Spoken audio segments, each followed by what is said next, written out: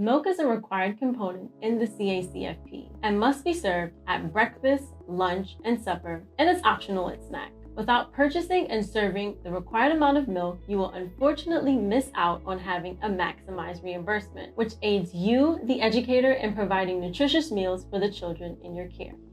So, how does all of this work? Let's spend some time talking about that. When purchasing and serving milk, you want to keep a few things in mind. You want to consider milk types, serving sizes, and you want to ask yourself, am I purchasing the correct amount of milk for the number of children in my care? Let's take a minute and look at milk types. For our infants, the required milk type is breast milk or iron-fortified infant formula. For our 12-month-olds, the required milk type is whole milk. For our children ages 2 to 5, the required milk type is unflavored 1% or skim milk. When a child is 6 or older, they can be served flavored or unflavored 1% or skim milk.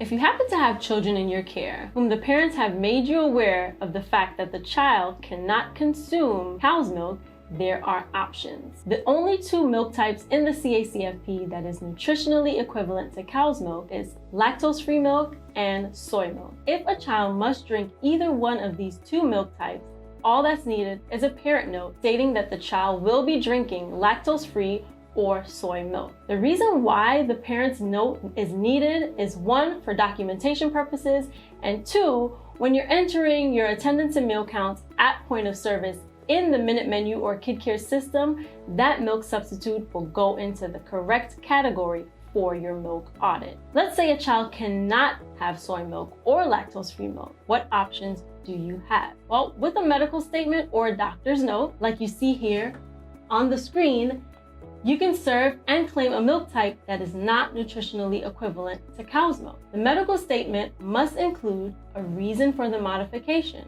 For example, due to Nicole's lactose intolerance, she cannot have dairy.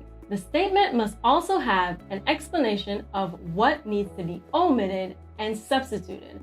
For example, omit cow's milk and substitute almond milk. If it's a specific type of almond milk, that should also be listed on the medical statement. The child's name, date of birth, and a signature by a medical authority must also be included on the note. Now, let's shift gears to focus on serving sizes. Now, for our infants 0 to 5 months old, 4 to 6 ounces is what's required at all meals and snacks. For our 6 to 11 month olds, for breakfast, lunch, and supper, that minimum serving size increases to 6 to 8 ounces. For snack, it decreases to 2 to 4 ounces. Now, remember that they're just infants, and sometimes they might want more or less. You're totally fine to give them more or less. Now, for our 1-year-olds, as mentioned before, the required milk type is whole milk. The minimum serving size that must be served for each child in this age group is 4 ounces or a half a cup. Now, for demonstration purposes, let's pour out some milk to show exactly what that looks like. So this here is our whole milk, and we're gonna pour out 4 ounces or half a cup of milk. Okay, and we're gonna pour it out into this cup. This is what 4 ounces or half a cup of milk looks like, and this should be served to your 1-year-olds. Now remember, for our 2 to 5-year-olds, their required milk type is unflavored 1% or fat-free skim milk.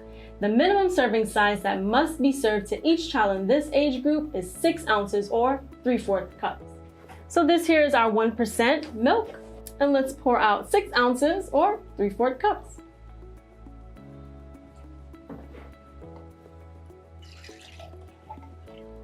This is the minimum serving size that must be served to children in this age group, 2 to 5-year-olds. Now, for our bigger children, which is our 6 to 12-year-olds, their required milk type is 1% or fat-free skim milk. Now remember, they can be served flavored or unflavored milk. The minimum serving size for this age group is 8 ounces or 1 cup.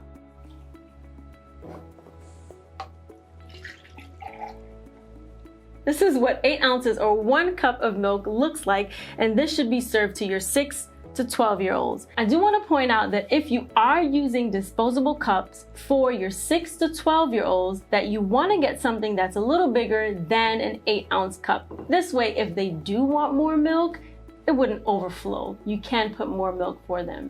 Please keep in mind, you can go over the minimum serving size. For example, if a 2-year-old would like more than 4 ounces of milk, by all means, give it to them. We just don't want you to go under the minimum serving size requirements and therefore fall out of compliance.